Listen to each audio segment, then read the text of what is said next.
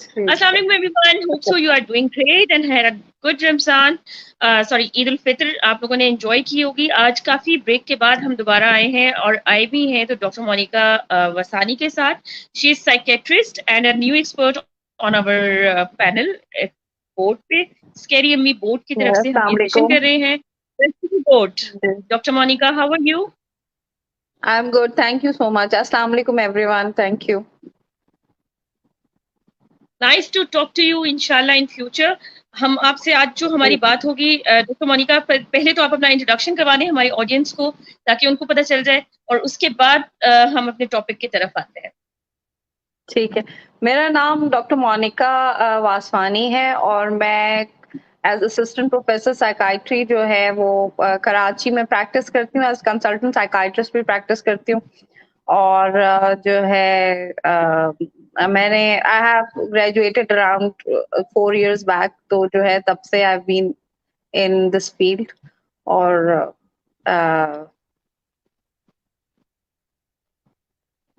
जी जी anything जी।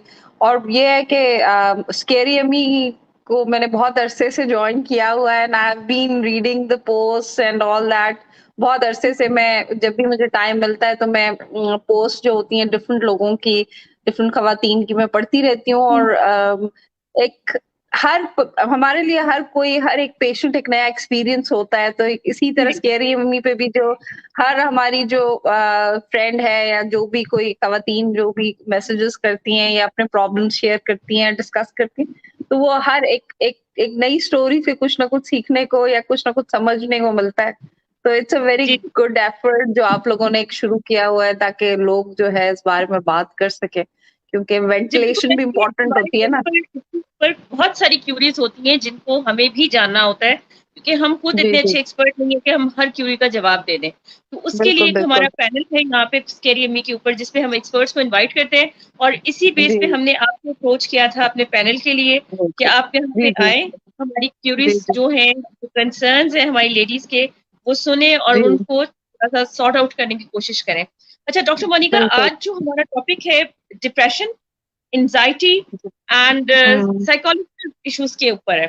पहले तो हम जी, जी, ये बिल्कुल। देखेंगे कि हम किस कैटेगरी के ऊपर बात कर सकते हैं। हमारे 3 ऑप्शंस इसमें आज के टॉपिक में हैं जो आप अभी हमें बताएंगे टॉपिक का नाम जिस पे हम करने जा रहे हैं बात। और उसके जी, बाद हमें डिफरेंस बताएंगी कि हम किस स्टेज के जी। ऊपर किस तरह के पेशेंट को किस तरह डील कर सकते हैं। हुँ। देखिए, डिप्रेशन, एंग्ज़ायटी, ये जो है बेसिकली देखें, सबसे पहले तो मैं कुछ चीज़ें आप लोगों को जो बताना चाहती हूँ, क्योंकि साइकियाट्री जो है वो बहुत ज़्यादा स्टिग्मा से एसोसिएटेड है। लोग यूजुअली साइकियाट्रिस्ट के पास जाना पसंद नहीं करते हैं या उनको डर लगता है या एक स्टिग्मा साथ में चल ही रहा होता है कि कोई अगर साइकियाट्रिक इश्यू हो जाए तो उसको कैसे डील किया जाए, उसको फिर हम अपने कल्चरली उसको डील करना शुरू कर देते हैं। कोई हम कहते हैं नज़र है या और जो भी हमारे घर में जो भी बिलीफ सिस्टम होता है, हम उसके हिसाब से उसको ट्रीट करना शुरू कर देते हैं। लेकिन देखिए, आजकल डिप्रेशन, एंग्ज़ायटी, पैनिक डिसऑर्डर्स ये बहुत कॉमन हो गए हैं। उसके डिफरेंट कॉजेज़ हैं, ठीक है? क्यों कॉमन हुए? वो इसलिए क्योंकि हमारी सोसाइटी का जो बैलेंस शायद पहले था, वो अब उस तरह नहीं रहा है।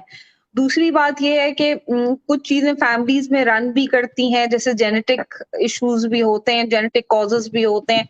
उसके अलावा स्ट्रेस बहुत ज़्यादा बढ़ गया है अब कंपैरेटिवली, फाइनेंशियल स्ट्रेस है और स्ट्रेसर्स हैं जो है जो शायद पहले नहीं थे, अब वो बहुत ज़्यादा बढ़ गए हैं, ठीक है? और इस वजह से लोगों को अब डिप्रेशन इतना कॉमन होता चला जा रहा है। अगर आप देखें तो मुझे अभी करंटली तो मैंने नहीं देखा, लेकिन तकरीबन थर्ड उस पर आता है, अगर आप देखें जो क्वालिटी ऑफ लाइफ को मेंटेन करने जो डिजीजेस है ना जो कि इम्पैक्ट कर रही होती हैं क्वालिटी ऑफ लाइफ में, उसमें जी जी डिप्रेशन जो है वो थर्ड उस पर है।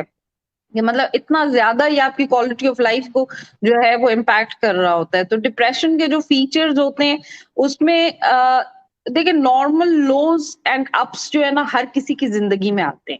ये आपको पता होना चाहिए कि कभी अगर आपको डाँट पिट गई तो आपका गुस्सा भी आएगा, आपको रोना भी आएगा, आपको उदासी भी होगी या कोई अगर कोई इस तरह की कोई चीज़ हो गई। वो शॉर्ट टर्म हो जाता है, फिर कभी आप खुश भी हो जाते हैं बहुत ज़्यादा। तो आप जो वो एक टेम्परेरी मूड का जो डिप्रेशन है या मूड अगर आपका डिप्रेस हो जाता है, तो आप उसको प्लीज़ डिप्रेशन नहीं लेबल करें। वो स्ट्रेस हो सकता है, ठीक है, लेकिन डिप्रेशन नहीं है। डिप्रेशन एक डिसऑर्डर है। जैसे कि कोई भी और डिसऑर्डर होता है, जैसे कि शुगर हो जाती किसी को, डायबिटीज हो जाती किसी को, हाइपरटेंशन हो जाता है, एक डिसऑर्डर है ना, एक पूरा एक लेबल है, उसका एक सिम्टम्स हैं और उसका एक क्राइटेरिया है। डिप्रेशन भी इसी तरह एक डिसऑर्डर है और उसका एक क्राइटेरिया है। जैसे कि जी। उसमें लो मूड है, लैक ऑफ एनर्जी है, यानी कि आपके जिस्म में ताकत नहीं महसूस होती, उदासी रहती है बहुत ज्यादा, किसी चीज़ में मज़ा नहीं आता। जिन चीज़ों में पहले आपको मज़ा आता था, अब उन चीज़ों में आपको मज़ा नहीं आएगा। जैसे टीवी देखना, कपड़े पहनना, अच्छे तैयार होना या कोई भी जिस भी बुक्स पढ़ना, जो भी आपका फील्ड ऑफ इंटरेस्ट होगा।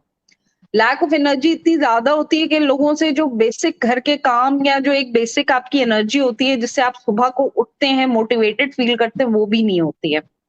वो भी कम हो सही। जाती है डिप्रेशन में। उसके अलावा देयर आर अदर तकरीबन 6 टू 7 सेट ऑफ सिम्पटम्स हैं जिसमें गिल्ट होता है, होपलेसनेस है, सुसाइडल थॉट्स हो सकती हैं, डिक्रीज स्लीप होता है, डिक्रीज एपेटाइट होता है और इस तरह की कुछ जो है वो हमारे पास वर्थलेसनेस होती है, होपलेसनेस होती है, ये सब चीजें हैं। अच्छा, अगर इनमें से आपके पास जो है वो 3 से 4 अगर आपके पास जो है सिम्पटम्स प्रेजेंट हैं तो हम उसको तकरीबन माइल्ड टू मॉडरेट में क्लासिफाई करते हैं। अगर ज्यादा सिम्पटम्स होते हैं तो हम उसको सीवियर में क्लासिफाई कर देते हैं और उसको उसी हिसाब से ट्रीट किया जाता है, ठीक है? साइकोथेरेपी भी की जाती है, मेडिसिन भी दी जाती है, वो डिपेंड करता है जो भी पेशेंट जिस भी चीज़ के साथ आपके पास आ रहा होता है, हम मतलब जितने सिम्पटम्स होते हैं उस तरह का हम उसका सही। ट्रीटमेंट करते हैं। हाँ सही। जी। अच्छा, जो आपने ट्रीटमेंट का बताया है और मेडिसिन का बताया है, थेरेपी का बताया है, ये कितना हुँ। ड्यूरेशन होता है आप किसी एक पेशेंट के लिए? देखिए, अगर पेशेंट आपके पास आया है और फर्स्ट टाइम उसको डिप्रेशन हुआ है, लेट्स सपोज़ उसका पहला एपिसोड है, ज़िंदगी में पहली बार उसने एक्सपीरियंस किया है, तो जो है बाय बुक हम ये कहते हैं कि हमें 6 टू 9 मंथ्स एट लीस्ट दवा देनी चाहिए। एंटी डिप्रेसेंट्स जो हैं वो 6 टू 9 मंथ्स दी जाती हैं। उससे ये होता है कि अगर आप कम टाइम के लिए देते हैं तो रिलैप्स के चांसेस ज़्यादा होते हैं। ठीक है, तो ये है कि जो हम बाय बुक कहते हैं वो यही है 6 टू 9 मंथ्स है। और अगर उसके बाद फिर हम पेशेंट की टेपर करके दवा बंद कर देते हैं। लेकिन अगर फिर वो हुँ। ठीक रहने के बाद कुछ अरसा और दोबारा रिलैप्स कर जाता है, यानी कि दोबारा वही सिम्पटम्स डेवलप करना शुरू कर देता है, तो फिर उसको 2 साल के लिए खानी पड़ सकती है दवा, अगर सेकंड एपिसोड जी। के साथ आ रहा है। और अगर उसको सही। फ्रीक्वेंटली इस तरह रिलैप्सेस हो रहे हैं, तो फिर ये है कि वो उसको काफ़ी लंबे अरसे तक भी खानी पड़ सकती है। सही। अच्छा, इन मेडिसिन्स का कोई साइड इफ़ेक्ट भी होता है फिज़िकल अपीयरेंस के ऊपर कि वेट बढ़ गया या जी, मतलब जी, होता है ना बिल्कुल कि होता है। वेट बढ़ता है, जी बिल्कुल, थोड़ा-सा जीआई सिम्पटम्स या जीआई डिस्टर्बेंसेस भी होती हैं और भी कुछ उसके साइड इफ़ेक्ट्स हैं। लेकिन देखिए, साइड इफ़ेक्ट हर दवा के होते हैं। जो आप पैनाडोल खाती हैं हुँ। उसके भी साइड इफ़ेक्ट होते हैं। जो हम मतलब द एंटीबायोटिक्स खाते हैं, जो हम भाग रहे होते हैं और चीज़ें जैसे सर के दर्द की दवाई, आजकल आपने देखा होगा कि हर दूसरी खातून या तीसरी जी। खातून जो है, जो कि स्ट्रेस में होती हैं, उनको सर में दर्द, जिस्मानी दर्द और बहुत सारे दर्द वगैरह रहते ही रहते हैं, रहते ही रहते हैं। तो वो दिन-रात जो है वो डिफरेंट मेडिसिन्स ले रही होती हैं फॉर जो है लैक ऑफ एनर्जी या वो जो है फॉर दैट पेन्स और एक्स जो उनके सर में दर्द है। मैंने तो ऐसे भी पेशेंट्स को देखा है, खासतौर फीमेल पेशेंट, कि दिन में 6-6 पैनाडोल्स खा रही हैं just for headache, to relieve headache, और वो हेडेक है कि वो ठीक ही नहीं होता। तो जो है क्या कहते हैं वो क्या होता है, स्ट्रेस रिलेटेड होता है, या फिर अक्सर आप लोगों ने ये देखा होगा कि लोग जो है वो उनको एसिडिटी होती है बहुत ज्यादा और हुँ। सालों से वो एसिडिटी के लिए दवाएं खाए जा रहे हैं, राइजिक खा रहे हैं, यानी कि ये जो पीपीआईज होती हैं ये खाए जा रहे हैं, खाए जा रहे हैं और उनकी एसिडिटी ठीक नहीं होती है, यानी कि ये जो हमें तेजाबियत होती है, तो वो जी। क्या होती है, वो एंग्जाइटी रिलेटेड या स्ट्रेस रिलेटेड होती है। और हम उसको रिकॉग्नाइज नहीं कर पा रहे होते, उसके लिए हम कंटिन्यूअसली सालों से दवा खा रहे होते हैं, लेकिन वो ठीक नहीं हो रही होती है। तो ये सब चीजें भी डिप्रेशन से रिलेटेड होती हैं, और ज़ाहिर है दवा, आप कोई भी दवा खाएंगे उसके साइड इफेक्ट है, एंटी डिप्रेशंस के भी हैं, लेकिन जो न्यूअर एंटी डिप्रेशंस आजकल हमारे पास हैं, एसएसआरआईज जिसे हम कहते हैं, वो उनके साइड इफेक्ट्स कंपैरेटिवली कम हैं। जो पुरानी जो थी हमारे पास इससे पहले जो आती थी टीसीएस वगैरह, उनके थोड़े साइड इफेक्ट ज्यादा थे, इसके कंपैरेटिवली कम है, पेशेंट इजीली टॉलरेट कर लेते हैं। सही। अच्छा, इसमें जो थेरेपी का प्रोसेस होता है वो क्या होता है? उसमें क्या चीज़ आप लोग रिकमेंड करते हो? देखिए थेरेपी प्रोसेस। थेरेपी में ये होता है कि सीबीटी ज्यादातर रिकमेंड की जाती है, जिसको हम कॉग्निटिव बिहेवियर थेरेपी कहते हैं। बेसिकली होता ये है कि जो डिप्रेशन में, एंजाइटी में आपकी जो कॉग्निशन कॉग्निशन यानी कि सोचने का जो तरीका होता है, वो बहुत नेगेटिव हो जाता है। आप जो है बहुत नेगेटिव चीजें सोचते हैं। जैसे लेट्स सपोज आपके दिमाग में एक ऐसे लगता है जैसे कोई फिल्म सी चल रही है, ठीक है? ऐसे लगता है जैसे एक सोच आएगी कोई नेगेटिव, तो उससे आप जो है ना वो एक उससे कनेक्शन एक जोड़ना शुरू, एक जैसे नहीं, एक से दूसरे लूप्स बनाना शुरू कर देते हैं कि मेरे साथ ऐसे भी हुआ था, ये भी हुआ था। वो सारी नेगेटिव थॉट्स होंगी, उसमें गिल्ट भी होगा, रिमोर्स भी होगा, गुस्सा भी होगा, विक्टिमाइजेशन, मतलब वो सारी चीजें उस कॉग्निशन में आ जाती है। नेगेटिव थॉट्स जो आप सोच रहे होता है, कभी आपने हुँ, देखा हो कि अगर आप गुस्से में हैं या बहुत आपका मूड खराब है या कुछ है, रात को आप सोने जाते हैं तो आपको कितनी नेगेटिव या मनफी सोचें दिमाग में आ रही होती हैं। तो जो लोग डिप्रेशन या एंग्जायटी से जिनको प्रॉब्लम होता है या डिप्रेशन, उनके ज़हन में ये नेगेटिव थॉट्स मुसलसल चल रही होती हैं, और वो बहुत प्रीऑक्यूपाइड रहते हैं उन थॉट्स से। तो बेसिकली उसके लिए की जाती है कॉग्निटिव बिहेवियर थेरेपी। तो वो जो है वो तकरीबन 6 से 9 महीने वो भी चलती है, और वीक में 2 सेशंस होते हैं साइकोथेरेपी के, उसके भी। और जो है वो बेसिकली इस तरह की जाती है कि ताकि आप 40 मिनट्स का एक सेशन होता है, और उसमें बेसिकली ये होता है कि आपको कॉग्निशन को बेहतर करने की कोशिश की जाती है। मतलब वो उसको आपकी नेगेटिव कॉग्निशन को करेक्ट करने की कोशिश की जाती है। सही। और इसमें जी, हम एक चीज़ और देखते हैं, जो पैनिक मतलब अटैक्स होते हैं या एंग्ज़ायटी जी, होता है, उसमें कितना जी। डिफरेंस होता है? एक डिप्रेशन का, पैनिक अटैक्स जो आपने बताया, और एंग्ज़ायटी, क्या डिफरेंस है देखिए इन 3-4 चीज़ों में? डिप्रेशन और एंग्जायटी थोड़ा-सा फ़र्क है। डिप्रेशन एक अलग डिसऑर्डर है, एंग्जायटी के सिम्पटम्स थोड़े फ़र्क होते हैं। जी, एंग्जायटी में एंग्जायटी डिसऑर्डर इज़ डिफरेंट, मतलब उसके सिम्पटम्स जो है वो बेसिकली घबराहट के सिम्पटम्स आपको ज़्यादा मिलते हैं एंग्जायटी में, ठीक है? फिज़िकल सिम्पटम्स आपको ज़्यादा मिलेंगे, दिल की धड़कन तेज़ हो जाएगी, साँसें तेज़ हुँ, चलना शुरू हो जाएँगी, हाथों-पैरों में कँपकँपाहट हो सकती है, या जो है बेचैनी हो सकती है, नंबिंग हो सकती है, और बहुत सारे इस तरह के एंग्जायटी के फीचर्स होते हैं, ठीक है? सही। पैनिक डिसऑर्डर जो है वो it is a form of anxiety disorder, ठीक है? मतलब पैनिक हुँ, डिसऑर्डर जो है वो एंग्जायटी डिसऑर्डर के ज़मरे में आता है, या उसको हम उस तरह कैटेगराइज़ करते हैं।